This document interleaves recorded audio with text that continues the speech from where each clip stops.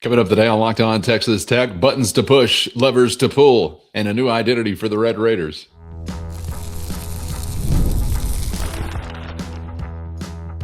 You are Locked On Texas Tech, your daily podcast on the Texas Tech Red Raiders. Part of the Locked On Podcast Network, your team every day. Great to be with you again on Locked On Texas Tech on the Locked On Podcast Network, your team every day, always free and available on YouTube or anywhere you get podcasts. Now the number one sports podcast network in the world. Thanks as always for making us your first listen. Today's episode brought to you by Mazda. We put that same drive into every detail. Wins define the moment. Putting in the work that defines you. Stay tuned for highlights in this week's Moving the Game Forward. There's more to a Mazda because there's more to you. With the only Chris Level, I'm Casey Cowan. Chris, great to be back with you. And on today's episode, I want to continue to discuss and process some of what we saw on Saturday at United Supermarkets Arena as the Red Raiders down K-State, and now get ready for a really interesting one, which is becoming more and more interesting, it seems like, by the day. The Cincinnati Bearcats coming to Lubbock. We'll have a table setter more so in full with that matchup on our next episode. But as we get into this today, Chris, and consider a new identity of sorts for Texas Tech, wanted to ask you about what you saw there courtside. I know there was some what we are accustomed to, still going the right way, so I like seeing that. But there was some new as well as far as some different wrinkles. And I want to get to, coming up, something that you and Coach McCaslin discussed after the game, and maybe you can more so put it into layman's terms for the rest of us when it comes to short roll versus long roll, which is essentially JT Toppin and post JT Toppin. And sort of what changes there is they continue to try and play that two-man game somewhat offensively. But in general, I'm curious, as you look back on it, how different was it exactly? Would I overblow it to say that it was a new identity, just a couple of new wrinkles? What would you make of that aspect as now we move forward? I think one of the things that Grant talked about prior to this game was that because you don't have that many games left, as we know. This isn't like this happened in early January or back in the non-conference portion of your schedule. So there's not just a ton of time to tinker and And I think Grant kind of verbalized this, that he had talked to, some folks and had heard from some folks and things like that. And he has been through injuries like this before with teams as the head coach. And he's like, when there's not a lot of like games left, you really get into the do whatever it takes to win that particular game mode. Okay. So some of this will hold. Some of it maybe won't necessarily hold. It'll be depending on the matchup or whatever, the other style that the team plays. Okay, but a few things that you're touching on, I think, are, can you space the floor even more now? I think the answer is yes. I think that one of the things that he was really trying to impress upon his guys was to be more patient and to maybe wait for – because, how many – you did this several times, and that's where a lot of the Atwell threes came from, honestly, early in the game, is you showed a lot of patience. You kind of you probe, you maneuver, you swing it, you cut, and then the cutter finds Atwell at the 3, 2, 1, bang. So there was some patience shown. That doesn't always work, but I just think in general, the word patience too can permeate in that. Okay, I don't have to do all this by myself. I don't have to do more than what maybe I'm capable of. Let's just trust my guys and let's let this work let us cook for a second, right? And guess what? I think you were patient on many possessions, and you still scored 100 points. So it's not like I'm saying slow it down, grind it. No, you scored 100 points, and I think you practiced patience on many of your possessions to allow your stuff to kind of work. This is where Jeff Linder and Grant are going to be, very good and kind of show you, I think, in some ways what they are capable of too, with some of the different looks. But because I think I mentioned to you, I can't remember a game this year where you had more dunks. Off the top of my head, I'm going to say that you dunked the ball somewhere between 6 to 8 times. Josiah Mosley, Luke Mamboye, Mariel, Lawan Watts, Christian Anderson all had dunks. Christian's was more of a fast break, but a lot of those were in the half court, setting. And 7 dunks on 8 attempts, Chris. Okay, there you go. The Watts missed the very beginning. Okay. And then it was flushing them all home. And I'm glad you say that, because I'm wondering myself, am I just like feeling like they're playing above the rim this game in a different kind of way? Like we're calling all the oops plays. But it was a real deal, it seems like.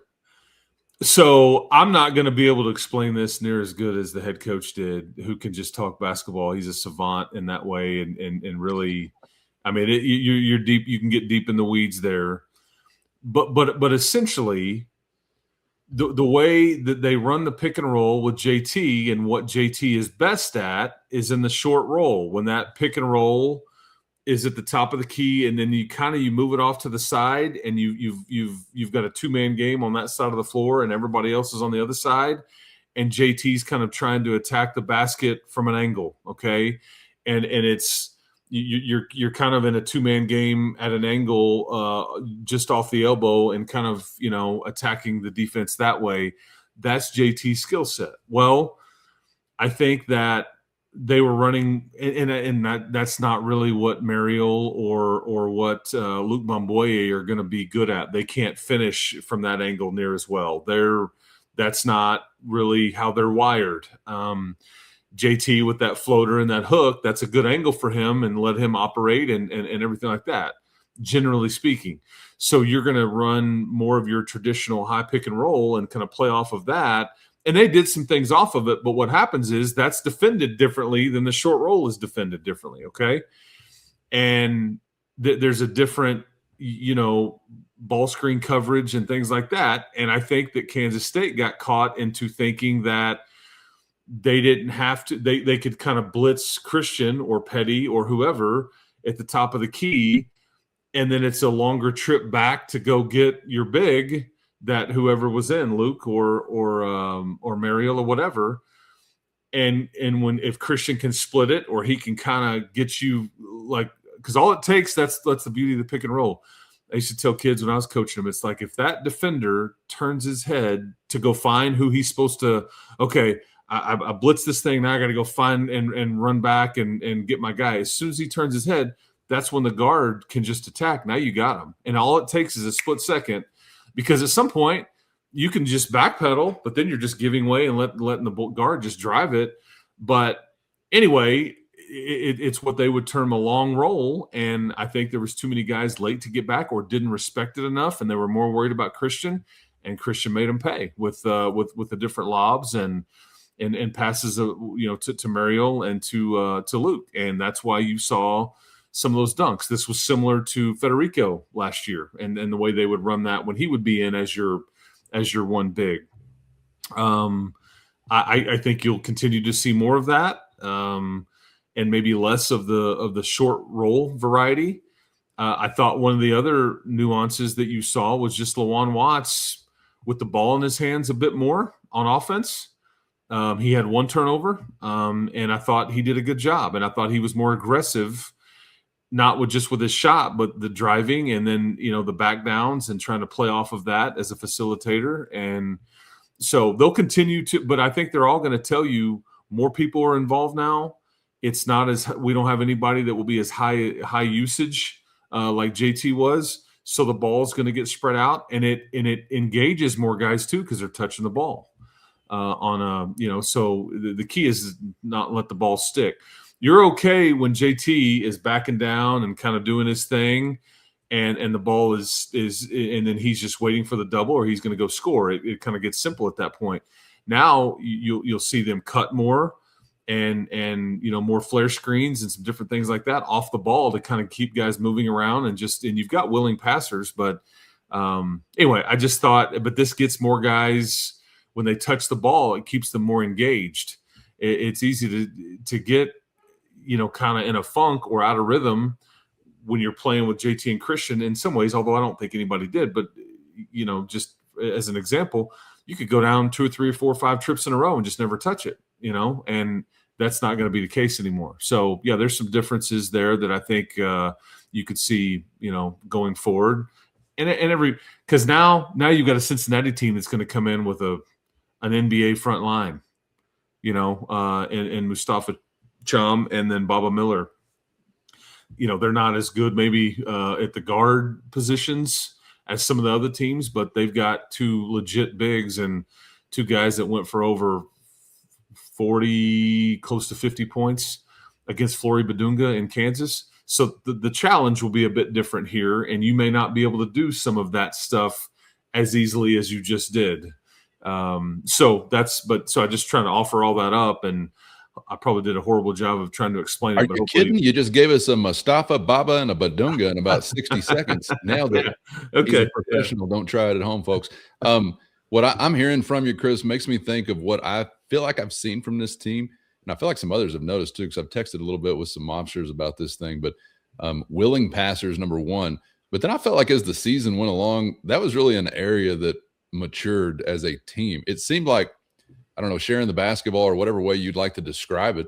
I don't know it's so much sharing because the willingness was already there, but maybe just seeing things or having a better feel for your teammates as you got further into the year.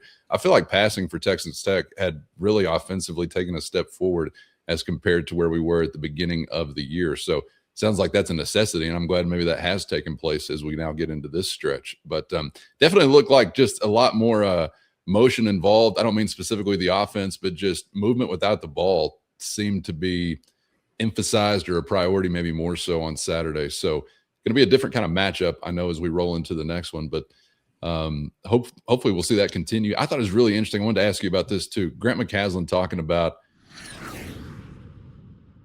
First, today's episode brought to you by Indeed. And hiring isn't just about finding somebody willing to take the job. It's about finding the right person with the right background who can actually make a hand in moving your business forward. And if you want candidates who match what you're looking for, Indeed sponsored jobs is the only move to make. Instead of hoping the right person stumbles across your post randomly, Indeed helps you match with quality candidates by boosting your job listing to the people who fit your specific criteria, whether it's a skill set, specific certifications, location, or more. And that saves massive time because you're spending less energy sorting through mismatches and focusing only on those candidates who are actually a fit. Here's proof in the pudding that says it all. In the minute I've been talking to you, companies just like yours have made 27 hires on Indeed, according to Indeed data worldwide. So if you're hiring, spend less time searching and more time interviewing candidates who check all your boxes with Indeed sponsored jobs. And right now, Locked On Texas Tech listeners will get a $75 sponsored job credit to help get your job the premium status it deserves at Indeed.com/podcast. That's Indeed.com/podcast. Terms and conditions apply. Hiring, do it the right way with Indeed. Today's episode brought to you by Open Door Financial. And if you're a Red Raider balancing family and career this time of year, you're probably assessing the year gone by, forecasting for the future. And whether it's retirement, getting out of debt, leaving a legacy for your kids, or more, here's the thing. Open Door Financial is the one that's doing it the way that's best suited for you and your family's interests. Most advisors trying to sell something hit quotas, only working with clients with huge investment minimums, but that's not how they do it at Open Door Financial Advisors. And Chris, even better, it's a Red Raider that you're going to be talking with. Founded by a 2007 Texas Tech grad right here in Lubbock, and now over a decade and a half spent helping Red Raiders. Yeah, Cowan, Derek lives in Lubbock. He's buying pizzas for the campers out there before these football and basketball games, things like that. He gives back. He's a trusted Texas Tech guy. I know that so many people out there, whatever they're trying to do, they want to do business with fellow Red Raiders. This is your man. So, Derek Finley, phenomenal guy you can trust. And it doesn't matter if you're flush and trying to figure out what to do with it, or if you're just trying to budget and trying to get out of debt, anything in between, he's your guy. He will take care of you and get you pointed in the right direction. That's right. Over a decade and a half serving Red Raider families across the country, one simple mission, helping you gain financial freedom and peace of mind, no matter where you are starting from. And it's a subscription-based fee-only model, so never earning commissions on anything they're selling you, which means no hidden agendas, no investment minimums, only straightforward advice, all while living by West Texas values: truth, and grit. So if you're ready to work toward financial freedom, visit opendoorfa.com, opendoorfa.com to connect with Open Door Financial Advisors, honest guidance for Red Raider families who want to take care of what matters most. I wanted to ask you about this too. Grant McCaslin talking about basically after the news from Toppin, going back and not sleeping and watching every possession they had without Toppin on the floor, which may have been like only 5 or 6. I really don't know. It sounds like a lot though. But I thought it was really interesting that he mentioned that. I had another mobster texted in asking, is McCaslin on a Linder bender this week, getting in the lab with the man Jeff Linder, trying to figure it out? And I'm sure all of the above was happening, but you're not catching him off guard, it doesn't sound like, after a few days' time to get into all that. Yeah, no, and I think that too, it sure is nice for Grant and Jeff Linder and company that you've just got a guy like Christian Anderson, who just is like he's like that blankie that we all walked around when we were like 3 years old, and you know like whatever, like it's he just, whatever you're going to assign to him, he's going to make it always just better and more, everybody more comfortable. And Grant can be hard on him, but Grant is so proud of that kid and the step that he has taken, because he's not healthy right now. I just thought that Kansas State tugged him, pushed him, pulled him, bumped him, and he doesn't look at the official and complain. He just kind of takes it. Some of his mistakes come from some of the no calls there, but he just kind of maneuvers his way through and just joysticks so much of it. Some of the ball movement I thought is important to note. This is where Jalen Petty could maybe emerge in a bit of a different role. Instead of being more of a spot-up shooter, I thought he was featured in several cuts with and without the ball. Okay, the drive and kick, some of the baseline stuff. I think Donovan Atwell's prowess from behind the arc is just superb. But I think he even had maybe his like 8th or 9th and 10th field goals the entire season from inside the arc, because of his ability to kind of move without the ball and use the defense's leverage against them and kind of get a mid-range and some things like that cooking. So again, it's just everybody's going to see some different angles and some different things that weren't previously present because of the way teams were guarding JT and what you were trying to run.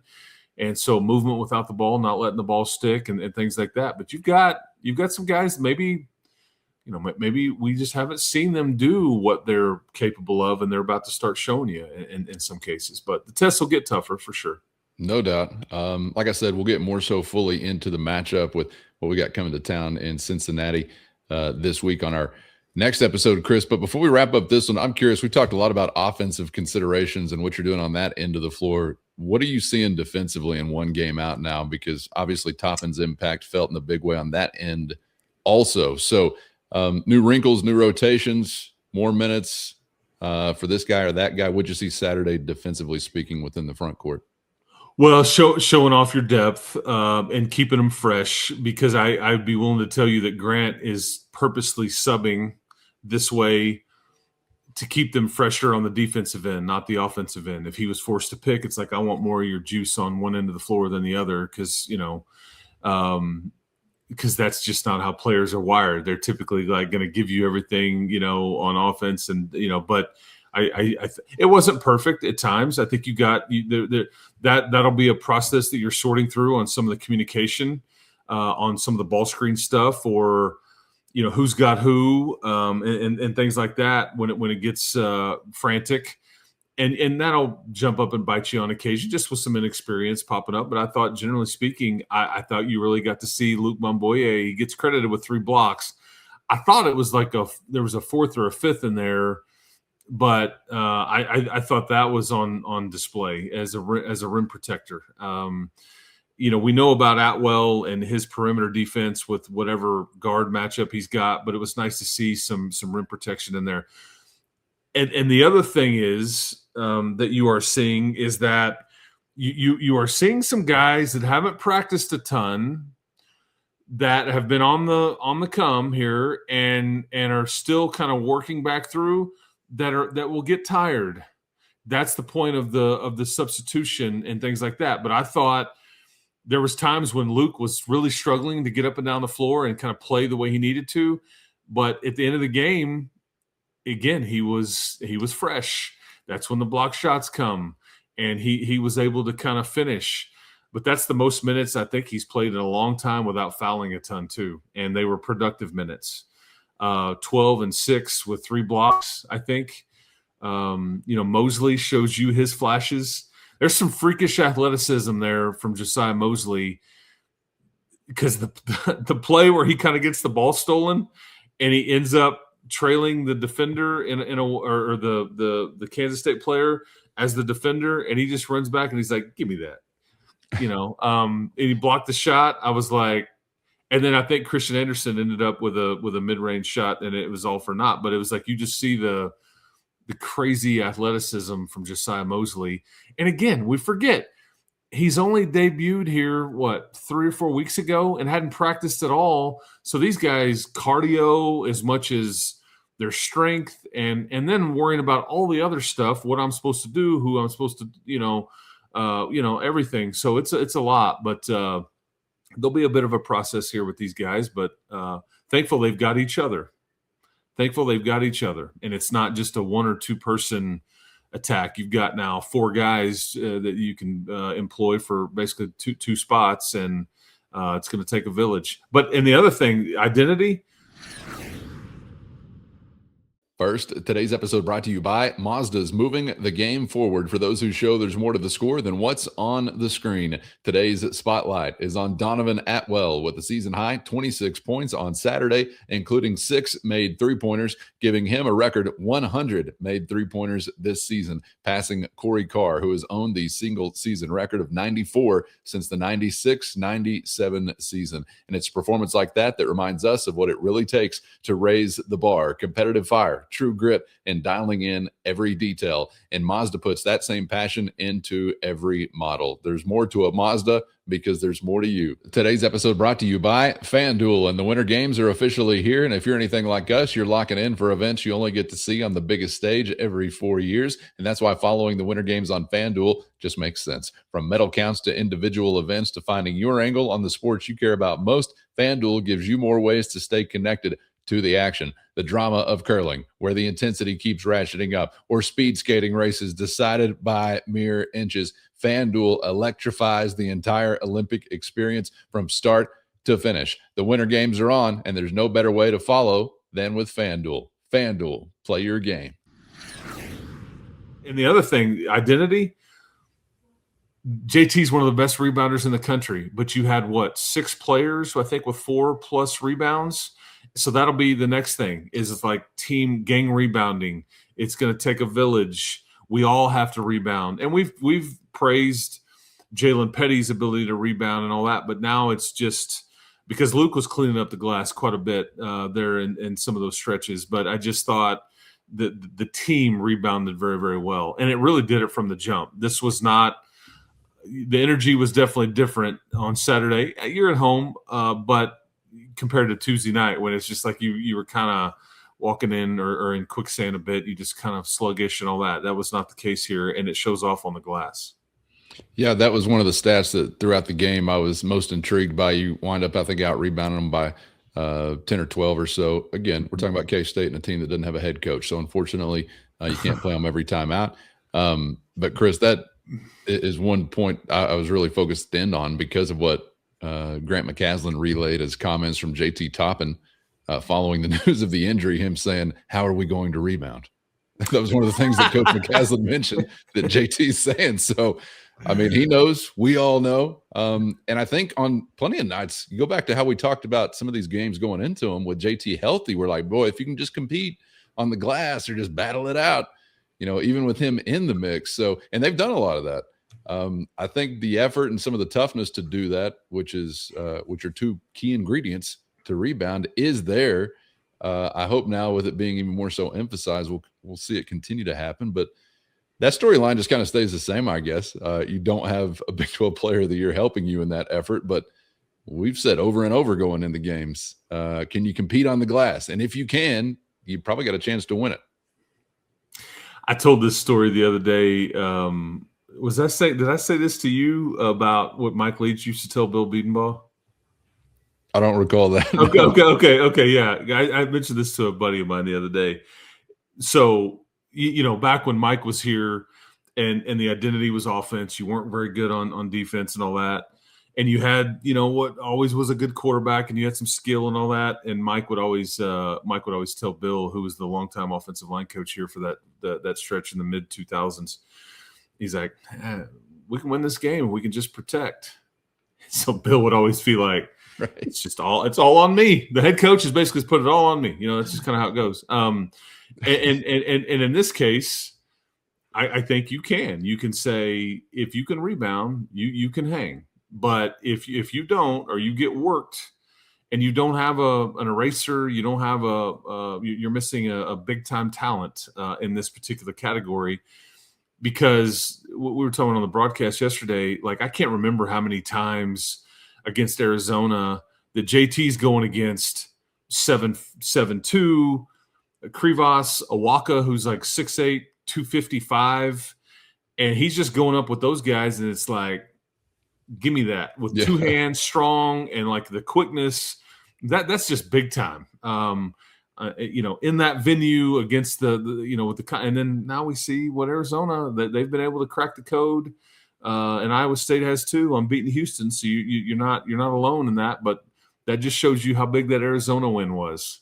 I'm getting off on a tangent, but like Duke just beat Michigan, who everybody thought was the number one team in the country, and this is the caliber of wins that you have accumulated and acquired. And it wasn't lost on me that the committee announces the 16-team field, on Saturday morning, and they basically said, we had Texas Tech as a 3, and then we moved them to a 4. And so, you are still in a pretty good spot to get a favorable seed in the tournament because of your resume. Because the committee has now just said, we did feel like that we punished them 1 seed line. So you went from, I think, like the overall 12th seed to the 13th seed. Okay, so now that that's been established, you've got some time here where if you'll just hold serve, you're not going to fall too far from that range, and you can do a little damage here if you can continue to figure it out and invent and pull some of these guys along with you and see some improvement. So I didn't mean to steer off, but I mean, there's a point to the conversation there in that I think in a way you kind of dodged a bit of a bullet in the committee's mind, and that they're not gonna, they're out. I mean, I saw some media putting out their top 16 and what they thought, and Texas Tech wasn't included because they're thinking about it differently. Yeah, but the committee's like, and these are the people that count. These are the only people that matter. Every media member, every bracket projection, all that. It's the committee. And so, again, but you've got to do your part here in the few opportunities you have. If you, by some miracle, pull off an Iowa State or BYU, it's going to cement you as being no lower than a 4, in my opinion. But realistically, if you can beat Cincinnati, which I think is getting really close to being a tournament team, and you can beat TCU, also could be a tournament team or is very close. They're on that last 4 out and all that. I think that you're still adding to what is a really, really good resume, and you may not suffer too many consequences here as far as seed goes.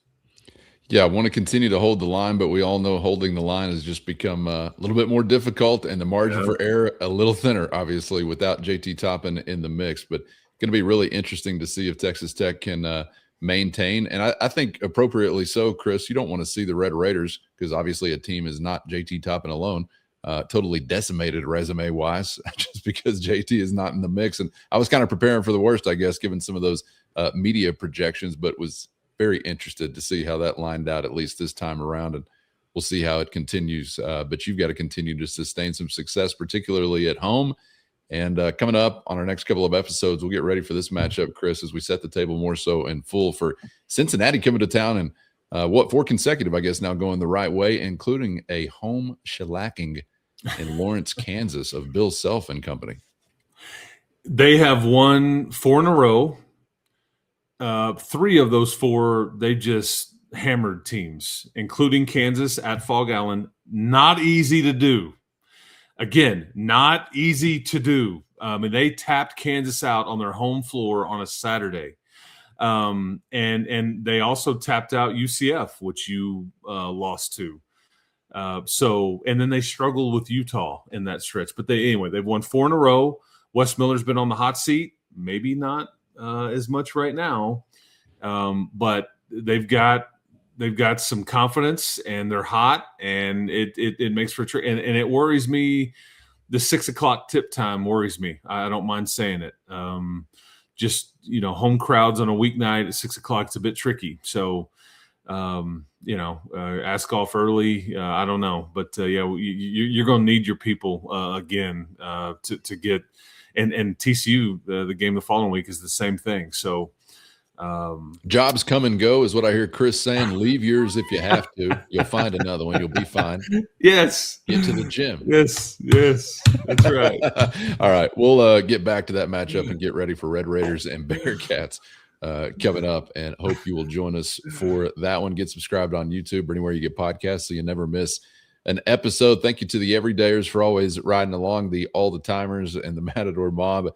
Got a link to a free 14-day trial in our show notes if you're interested in joining that crew. Your direct line to Chris and myself with one-on-one text and straight to your phone.